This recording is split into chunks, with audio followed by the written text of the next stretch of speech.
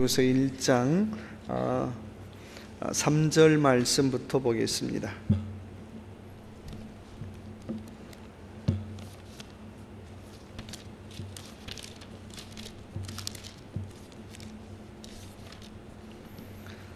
(3절부터) 우리 14절까지 페이지가 343페이지 정도 되겠습니다.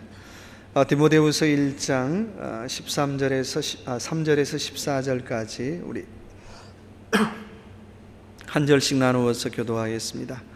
나의 밤낮 간구하는 가운데 쉬지 않고 너를 생각하여 청결한 양심으로 조상적부터 섬겨오는 하나님께 감사하고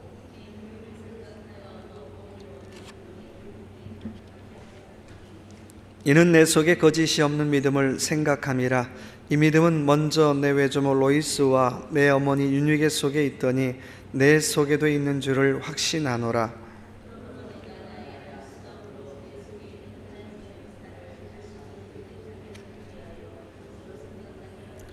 하나님이 우리에게 주신 것은 두려워하는 마음이 아니요 오직 능력과 사랑과 근신하는 마음이니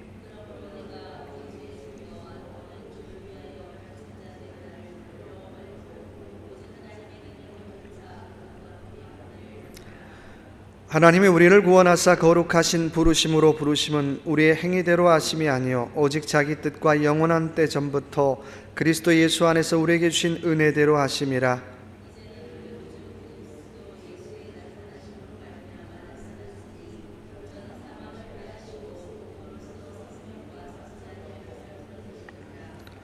내가 이 복음을 위하여 반포자와 사도와 교사로 세우심을 입었노라.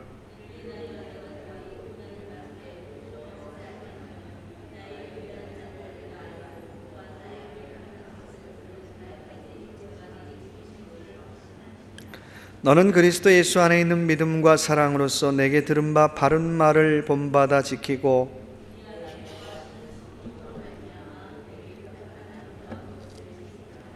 아멘. 주신 말씀 가지고 이런 신앙인이 됩시다 라는 말씀의 제목으로 주시는 애 같이 나누길 원합니다. 모두가 다 마찬가지겠지만 특별히 사람에게는 만남이 참 중요합니다. 부부간에도 마찬가지고 또 이웃도 마찬가지고 특별히 성도는 더 그런 것 같아요. 특별히 성도 간에도 만남의 복을 우리가 받아야 한다라고 하는 것입니다. 오늘 바울은 디모데를 만났어요. 오늘 2절의 표현 보니까 이렇게 표현하고 있습니다. 사랑하는 아들 디모데에게 편지하노니 라고 말씀하고 있어요.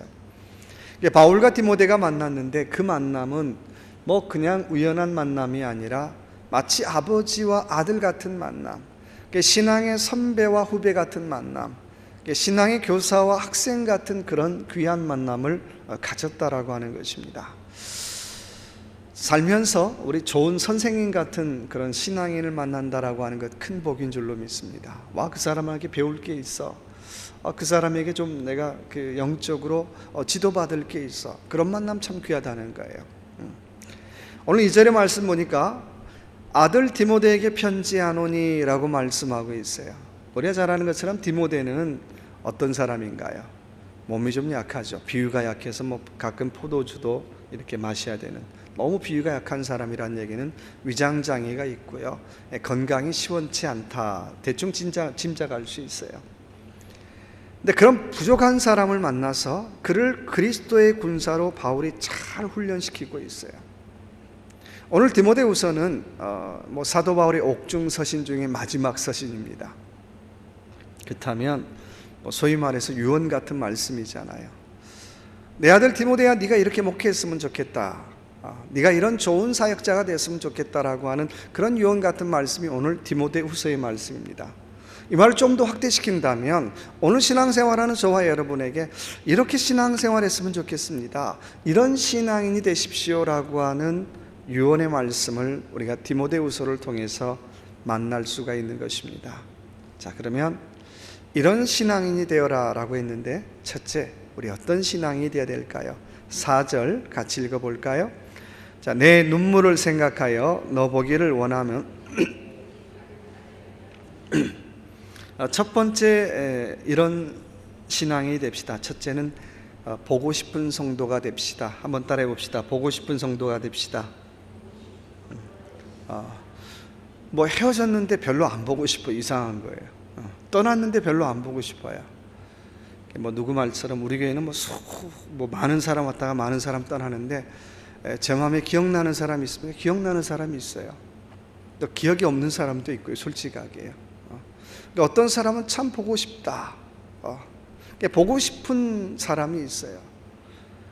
오늘 바울이 디모데에게 주는 이런 사역자, 이런 신앙인이 되라라고 하는 첫 번째 말씀은 보고 싶은 성도가 되라고 하는 거예요.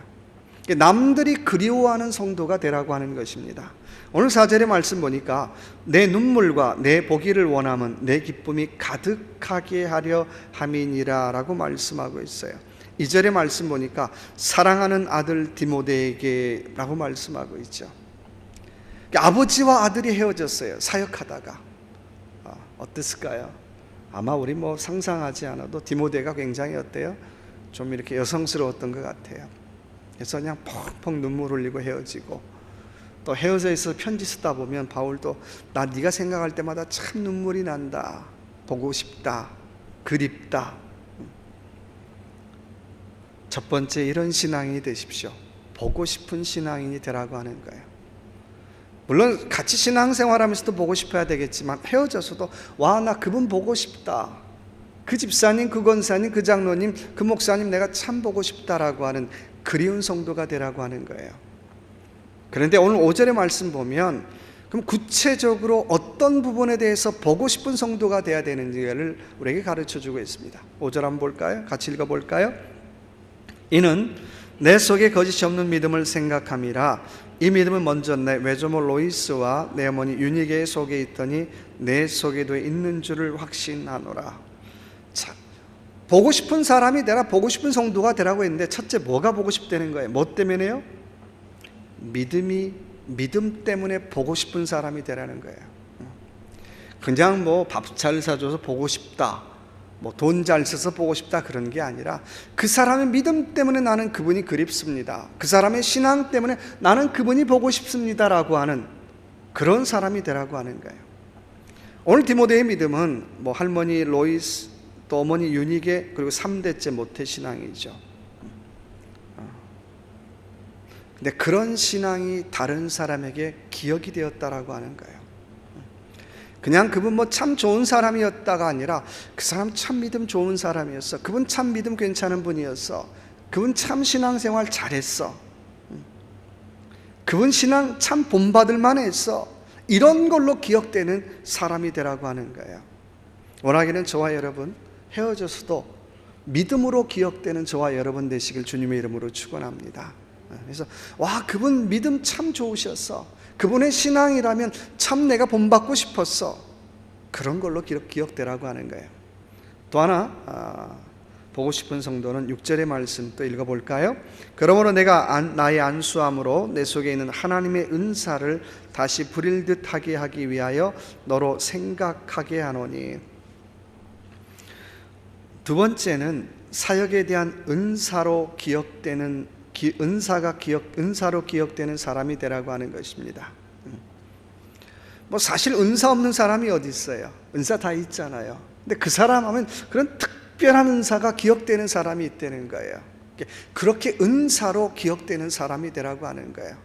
하나님 앞에 사역하는데 그 사람 그런 특별한 은사로 하나님 앞에 참 잘 사역했어. 그런 사람으로 기억되라고 하는 거예요.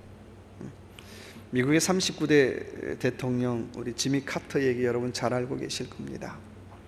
23년 동안 교회학교 교사 일을 했어요. 교회 사이즈가 그렇게 크지 않는 사이즈예요. 근데 유난히 지미 카터 대통령이 맡았던 반 한 20명 정도 됐대요. 근데 얼마나 그 일을 첫 번째 넘버원 우선순위로 삼았냐면 대통령 유세하는 중간에도 토요일 날이면 꼭 교회로 돌아왔어요. 그리고 뭐 분반 공부죠. 공과 공부 준비하고 주일날 가르쳤다는 거예요.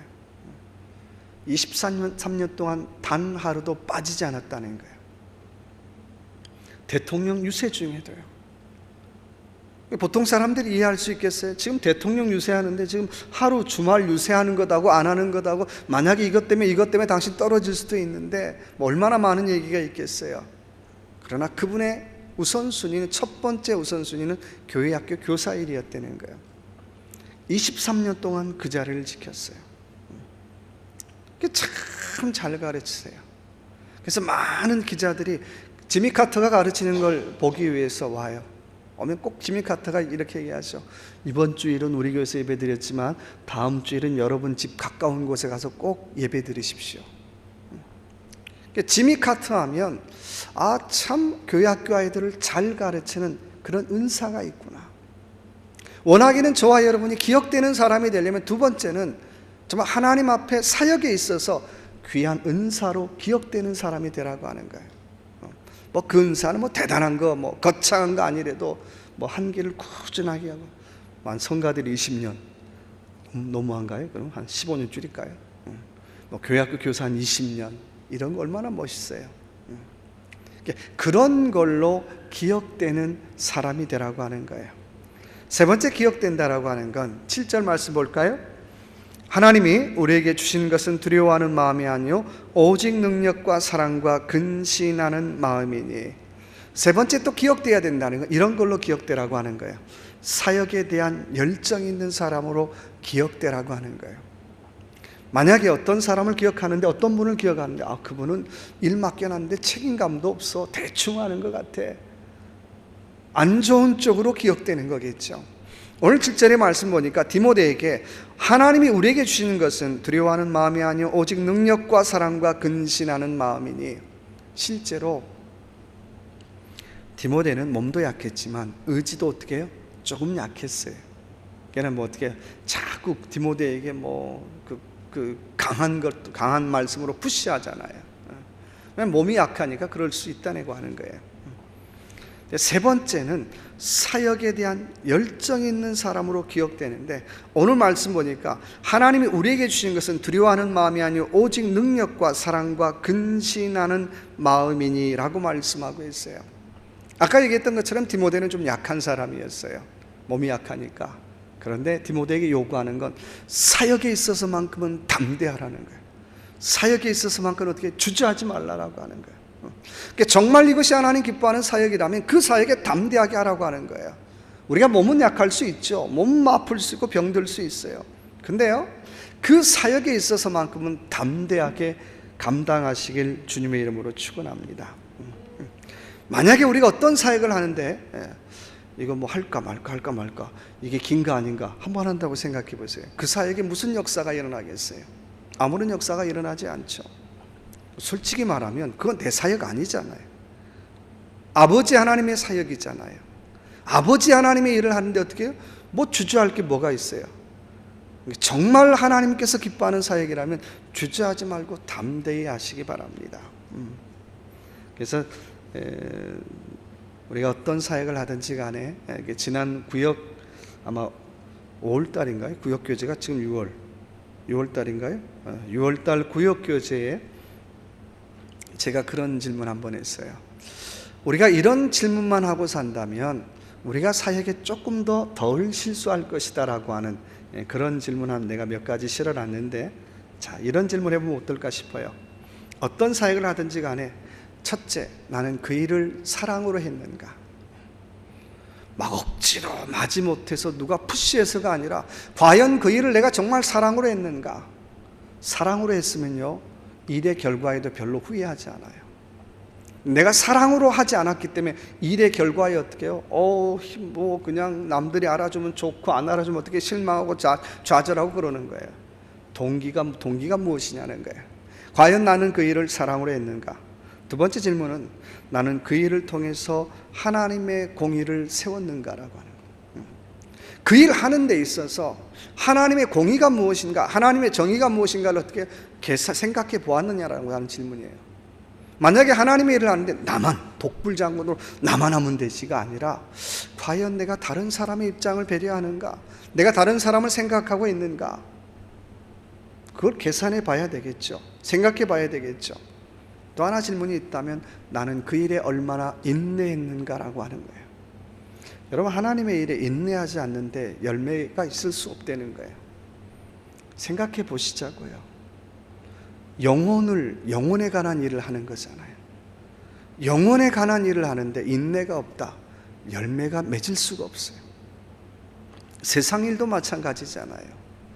내가 그 일에 얼마나 인내했는가라고 하는 질문을 던져보시기 바랍니다. 중요한 것은, 마지막 네 번째는 내가 얼마나 그 일을 하는데 영적으로 깨어 있었는가, 다른 말로 지혜로웠는가라고 하는 거예요. 만약에 나는 사랑으로 그 일을 한다라고 하는데 그 일이 다른 사람에게는 독이 될 수 있다라고 하는 거예요. 그것도 한번 생각해 봐야죠. 그렇다면 우리가 어떤 일을 하는데 지혜롭게 한다는 게 참 쉽지 않아요. 나는 막 좋은데 상대방이 어떻게 해요? 상처 입을 수 있잖아요. 그 모든 것들을 어떻게 해요? 생각하면서 일한다는 게 결코 쉽지 않아요. 그렇지만 우리가 이런 질문들을 하면서 우리가 일할 수 있다면 조금 더 우리 사역의 실수가 줄어든다라고 하는 거예요. 나는 막 기뻐 막 뛰는데 어떻게 해요? 한쪽에서는 그래, 너 혼자만 잘해봐라, 그럴 수 있다는 거예요. 그래서 늘 우리가 이런 질문들을 해봐야 한다라고 하는 것입니다. 근데 그렇게 사역하는 사람이 마지막은 어떨까요? 마지막에 할 일은, 우리가 뭐 화요일 날에도 그런 얘기 했지만, 신앙생활은 잘 돌리는 생활이라고 얘기했어요. 돌리는 게 뭐 다른 게 돌리는 게 아니라 한문으로 회향이라는 말이죠. 그 말은 그런 거예요. 내가 어떤 일을 잘 해놓고, 못하는 것 말고 정말 잘 해놓고 그 다음에 해야 될 일이 이런 얘기죠. 그거 주님이 하셨습니다. 그거 하나님이 하셨습니다. 근데 어색하지요. 근데 그런데도 해보라고 하는 거예요. 뭐 쇼로 하라는 게 아니라 정말 잘 해놓고 이거 주님이 하셨습니다. 그럼 누가 기뻐할까요? 정말 주님이 기뻐하신다는 거예요. 근데 이거 정말 일 잘해놓고 이거 내가 했다니까요, 그럼 어떤가 한번 여러분 한번 느껴보세요. 그럼 별로 이상하다, 뭔가 좀 찜찜해요.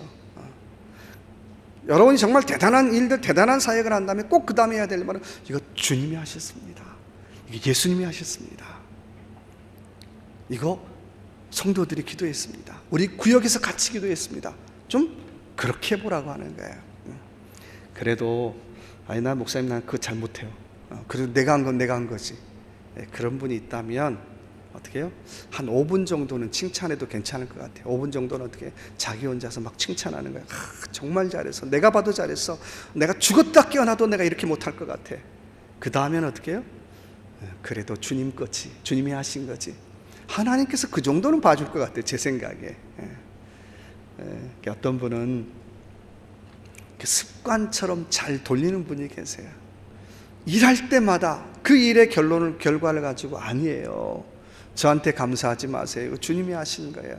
저한테 감사하지 마세요, 이거 성도들이 기도하는 거예요. 저한테 감사하지 마세요, 이거 주님이 하신 거예요.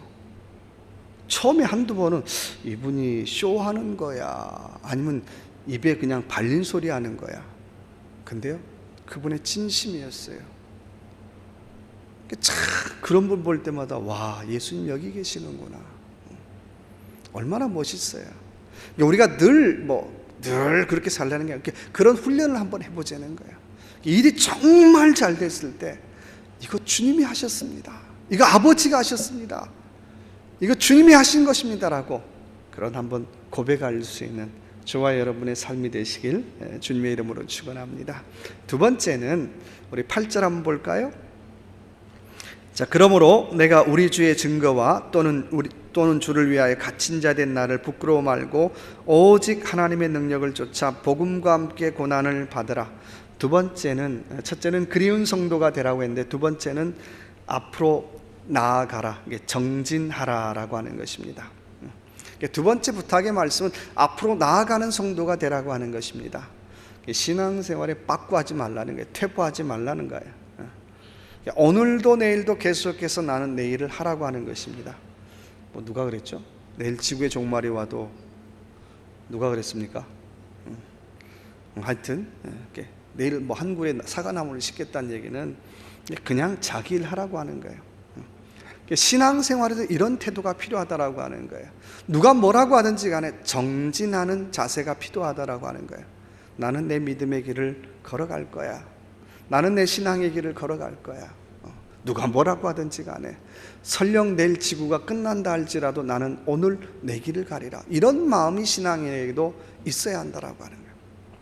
자, 이렇게 앞으로 정진하는 신앙인에게 필요한 세 가지가 나오죠. 자, 8절 제가 마지막 부분 읽겠습니다. 하나님의 능력을 쫓아 복음과 함께 고난을 받으라. 자, 앞으로 나아가는 사람이 첫째 뭘 피하지 말라는 겁니까? 고난을 피하지 말라. 한번 따라해 봅시다. 고난을 피하지 맙시다. 세상에 고난 좋아하는 사람이 누가 있어요? 그렇죠? 가능한 피하고 싶은 것이 고난이잖아요. 근데 피할 수 없거든 받아들이라고 하는 것입니다. 신앙생활에 동전의 양면 같은 것이 그런 거잖아요. 한쪽 면이 축복이라면 한쪽 면은 고난이잖아요. 이게 우리 이 두 가지 달을 어떻게 두 가지 달을 같이 어떻게 해요? 받으면서 가는 거예요. 내가 그거 피하고 싶지만 피할 수 없다면 그냥 받아들이라고 하는 거예요. 난 절대 못 받아들여. 난 절대 인정할 수 없어. 계속 한번 그래 보세요. 누구 손해일까요? 누구 손해예요? 자기 손해예요. 자기 손해. 신앙생활에도 손해고 자기 시간도 웨스트고 자기 에너지도 웨스트라고 하는 거예요. 내가 피할 수 없는 거고 이미 당한 일이라면, 이미 벌어진 일이라면 어떻게 해요? 그 일에 대해서 내가 어떻게 바꿀 수 없다면 어떻게 해요? 주님, 내가 더 이해가 안 되는데 주님, 내가 받아들일 수 있는 용기 주세요. 받아들일 수 있는 마음 주세요. 그래야죠. 그래서 신앙생활의 성장은 수용성의 능력에 있다라고 하는 것입니다. 그 일을 얼마나 잘 받아들이느냐에 따라서 신앙생활이 성장하기도 하고 성장하지 못하기도 한다는 거예요. 내게 벌어진 일들, 내가 당한 일들 바꿀 수 없다면 주님 받아들이길 원합니다. 가끔 우리 교회를 이제 방문하시고 이제 더 큰 도시에서 오신 분들이 가끔 그래요. 저한테 이제 그런 충고를 하죠. 목사님, 그 교회에 있을 때 이랬는데 이 교회는 왜 안 돼요, 이게? 제가 또 듣는 수밖에 없잖아요. 근데 그 얘기를 떠날 때까지 해요. 그러면서 목사님, 내가 충고 한마디 할게요. 교회 이렇게 좀 바꾸세요. 그러면서 떠나요. 그냥 제가 웃고 말죠. 제가 그런 질문 해봐요. 못된 질문이 아니라 과연 그분이 신앙생활 잘할까? 그런 질문 해봐요. 안 봐도 비디오죠. 이유는 뭐냐면 지금 있는 자리를 내가 못 받아들이면 바뀐 자리도 받아들일 수 없다라고 하는 거예요. 여기서 그렇게 했는데 딴 데 가서 또 똑같이 아마 비디오 갈 때 목사님, 내가 옛날에 이렇게 해봤는데요, 이 교회는 왜 이래요? 이러다가 끝날 때까지 이렇게 하다 가는 거예요. 물론 우리가 좋은 것들 받아들여야 되겠죠. 근데 우리가 부족한 것도 많아요. 현실이 그러니까요. 근데 정말 해보고 안 되는 건 어떻게 해요? 받아들이시라고 하는 거예요. 최선을 다해서 우리가 한번 고쳐보겠지만, 최선을 다해 노력해보겠지만 안 되는 건 어떻게 해요? 받아들이라고 하는 거예요. 내가 받아들이는 만큼 내 영적인 시야가 어떻게 해요? 그만큼 넓어지더라고 하는 거예요. 한번 받아들여 보세요. 두 번째는 오늘 8절의 말씀 보니까 오직 하나님의 능력을 쫓아라고 말씀하고 있어요. 우리가 고난을 이겨낼 수 있는 두 번째 열쇠가 있다면 하나님의 능력을 쫓아라고 말씀하고 있어요. 신앙생활이 정진할 수 있는 힘이 있다면 그 힘의 에너지원이 뭘까요? 요거죠. 하나님의 능력을 쫓아. 하나님의 능력을 쫓을 때만 가능한 거예요. 이건 결심하는 거하고 다르죠. 결단하는 거하고 달라요. 결심도 좋고 결단도 좋아요. 근데 결심과 결단으로 하는 일은 거의가 작심삼일인 경우가 참 많아요. 결심과 결단이 나쁘다는 거 아니에요. 신앙생활에 필요하죠. 근데 정말 중요한 것은 결심과 결단으로 하는 것이 아니라 하나님의 능력을 쫓아. 다른 말로 말하면 그 일은 하나님의 능력, 하나님이 하시게 해야 된다라고 하는 거예요. 하나님이 하시게 할 때에 그 일이 롱런할 수 있어요. 하나님이 하시게 할 때 그 일에 역사가 일어날 수 있고요. 하나님이 하시게 할 때 그 일에 돕는 사람이 붙는 거예요. 내 결심으로, 내 결단으로, 내 생각으로 내가 작심해서 한다면 그 일은 그렇게 썩 오래 갈 수 없어요. 여러분, 우리의 생각이 다 잘못됐다는 게 아니고요. 내가 지금 이 일을 하는 동기가 무엇냐라고 물어보시고요. 내가 이 일을 하는 동력이 무엇인가를 물어봐야 되죠. 내가 어떤 사역을 하는데 그 동력이 무엇인가, 이 동력이 어디서 왔는가를 물어봐야 되겠죠. 만약에 그 동력원이 내 결심이나 결단이라면 한번 생각해 봐야 돼요. 이거 좀 번지가 잘못된 것 같아. 내가 기도하면 할수록 어떻게 명확하게 이건 하나님으로부터 온 거야, 하나님의 능력으로부터 온 거야 라고 하는 분명한 확신이 있으면 그 일은 어떻게 롱런할 수 있어요. 바울은 그 많은 사역을 하면서도 문제가 그렇게 큰 트러블이 없잖아요. 이유가 뭘까요? 그 사역의 동력원이 하나님이 하시게 했기 때문에 그 사역에 그런 아름다운 열매와 결실을 맺을 수 있었던 것입니다. 사랑하는 성도 여러분, 우리가 뭘 하든지 간에 나의 동력원이 무엇인가를 한번 보시기 바랍니다. 그래서 하나님이 하시길 원합니다. 내가 하길 원하는 게, 하나님이 하시고 나는 쫓아갈게요. 하나님이 시작하시면 나는 따라갈게요. 하나님이 앞장서시면 나는 뒤따라갈게요. 내가 하나님 앞지르지 않을게요. 하나님 하시기를 원합니다라고 하는 그런 믿음의 고백으로 일할 수 있는 저와 여러분의 삶이 되시길 주님의 이름으로 축원합니다. 세 번째는 우리 8절 계속 말씀 보면 8절 9절 하나님이 우리를 구원하사 거룩하신 부르심으로 우리의 행위대로 하심이 아니요 오직 자기 뜻과 영원한 때 전부터 그리스도 예수 안에서 우리에게 주신 은혜대로 하심이라. 또 12절에 보니까 이를 위하여 내가 또 이 고난을 받되 부끄러워하지 아니함은 나의 의리한 자를 내가 알고 또한 나의 의탁한 것을 그날까지 저가 능히 어떻게 해요? 지키실 줄을 확신함이라. 세 번째는 후회하지 마시기 바랍니다. 뭐 하지 말자고요? 후회하지 말자고요. 여러분, 내일인가요? 주의 사역이 내일인가요? 최선을 다해 준비하지만 내일 아니잖아요. 그렇죠? 내일 같으면 어떻게 해요? 날마다 후회하겠죠. 근데 오늘 말씀 보니까 12절에 보니까 또한 나의 의탁한 것을 그날까지 저가 능히 지키실 줄을 확신함이라 라고 말씀하고 있어요.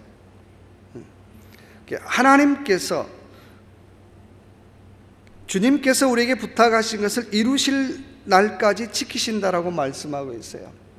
그 얘기는 무슨 얘기입니까? 하나님께서 그 일 완수할 수 있도록 하나님 힘 주신다라고 하는 거예요. 그래서 신앙인이 언제 죽습니까? 우리가 언제 죽나요? 수명 다해 죽은 게 아니고요. 뭘 다해 죽지요? 사명 다해 죽으시길 주님의 이름으로 축원합니다. 또 수요일날 왔는데 또 죽으란 얘기에서 좀 그러는데, 우린 수명 다해 죽는 사람들 아니잖아요. 최소한 내가 신앙인이라면 하나님, 내가 수명 다해 죽기 원치 않습니다. 나는 사명 다해 내가 죽기를 원합니다. 바울이 그렇게 고백하잖아요.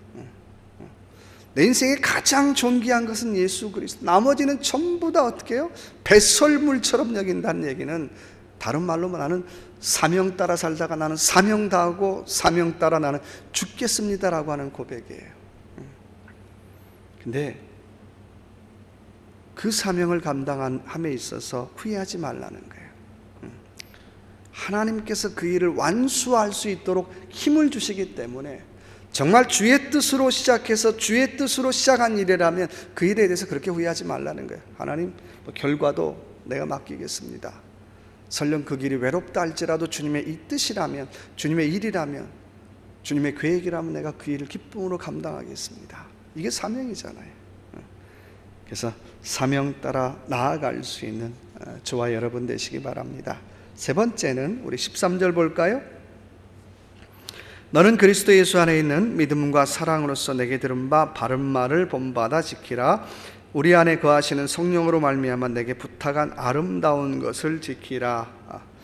세 번째는 이런 성도, 이런 신앙이라 세 번째 부탁은 믿음과 사랑을 포기하지 마라. 한번 따라해 봅시다. 믿음과 사랑을 포기하지 맙시다. 이게 신앙인이 포기하지 말아야 될 일이 있다면 믿는 일은 포기하면 안 되고요, 사랑하는 일도 포기하면 안 돼요. 그렇잖아요. 믿음이 뭡니까? 라고 물어본다면 하나님 사랑, 이웃 사랑이에요. 내가 하나님 사랑하는 일과 이웃 사랑하는 일에 대해서 내가 포기하지 않기를 원합니다. 실망할 수 있어요. 또 낙심할 수 있어요. 그러나 내가 그 일만큼은 내가 포기하지 않기를 원합니다. 14절의 말씀 보니까 성령으로부터 간 아름다운 것을 지키라. 이게 믿음과 사랑이죠. 그래서 이 일을 하는 데 있어서 두 가지를 요청하고 있는데요. 우리 읽지 않았지만 16절 한번 볼까요? 자, 16절입니다. 원컨대 주께서 오네시보로의 집에 국류를 베푸시옵소서. 저가 나를 자주 유쾌케 하고 나의 사슬에 매인 것을 부끄러워 아니하여 라고 말씀하고 있어요. 믿음과 사랑의 일을 포기하지 않는데 또 성령으로부터 간 아름다운 것을 지키는데 그걸 지키기 위해서 이 일을 하면서 어떤 사람이 되라는 거예요. 16절에 보니까 오네시보로가 어떤 사람이에요? 어떤 사람이죠? 오늘 말씀 보니까 나를 어떻게 해요? 자주 유쾌하게 해준 사람이다.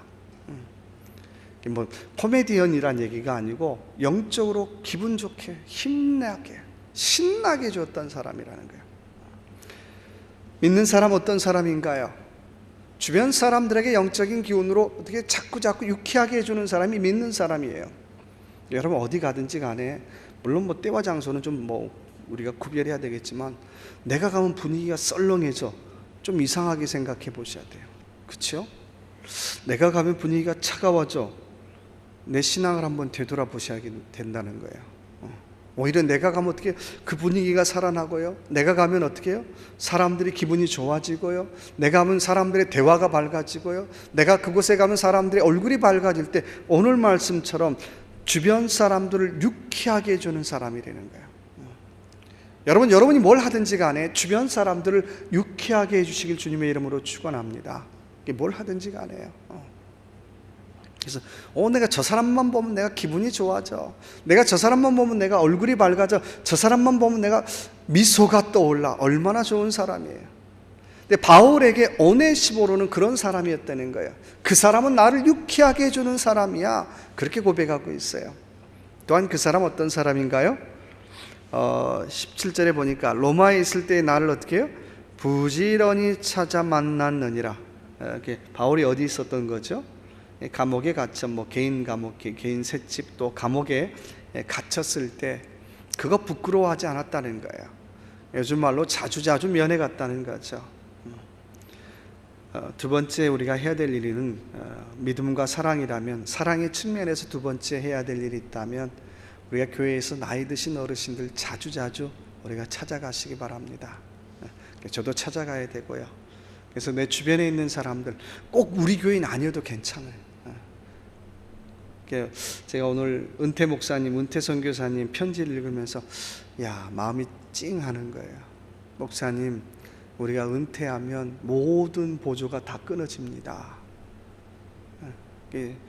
선교사님도 한국에 계시는데 일주일에 요일 따라서 일하러 다니시는 거예요. 그래서 저의 미래의 모습이기도 하지만 근데 좀 은퇴하신 분들 좀 자주 돌아보라는 거예요.